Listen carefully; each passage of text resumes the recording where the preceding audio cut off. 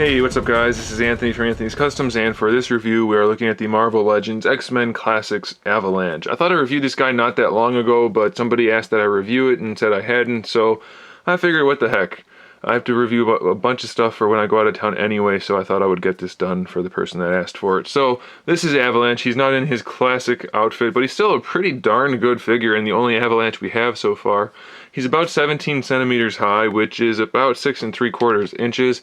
Has some decent size to him, and as far as I can tell, everything is original sculpt, except for maybe the fingers themselves. Everything else looks to be pretty much unique. You can see he also has a good bit of paint detail, so he doesn't look cheap by any means. He looks like a really nice quality figure. Lots of sculpt work, lots of paint work. Really no complaints. I like this guy a lot, other than the fact that it's not the classic look for him. As far as accessories go, he comes with this, which is a rock base that has foot pegs for him and a wind-up thing.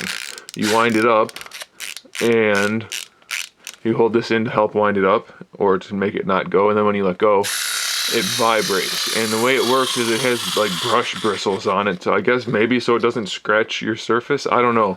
The brush bristles are strange to me, but it is a nicely detailed little rock base, so that's kind of cool. As far as articulation goes for the figure, the head is on a disc with a peg so it can look up and down. It doesn't have the greatest range, but it's good enough. And then of course side to side. Shoulders are standard ball hinges. It's an old figure so it seems to be mostly stuck, but they have good range. You can tell that it has pretty much no limitations on range. With the bicep swivel, the shoulder pads have hinges on them and they're soft so they won't get in the way.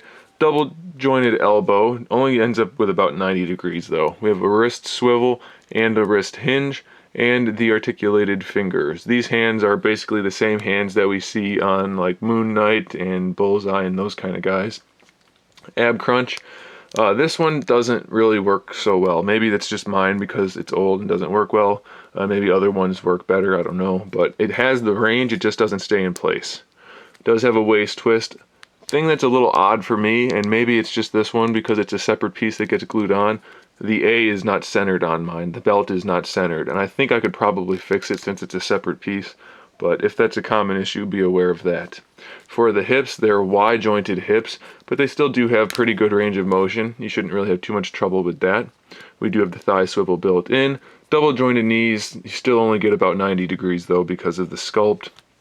We have a shin swivel at the boot, ankle hinge, ankle rocker, really good ankle rocker, and a toe hinge. His feet are kind of big, but the articulation works really well. So if you're looking for an Avalanche figure and you want to fill out that character spot, then you don't really have many choices, but this is a good one. It's a good figure, so I don't think the limitation of choices is really a problem, because for the most part, he's a really nice one. He's going to look good on the shelf. Nicely made figure. Definitely recommend it. Thanks for watching, guys. Make sure you subscribe to the channel so you can see my upcoming figure reviews, custom figures, and other good stuff. And in the meantime, keep collecting.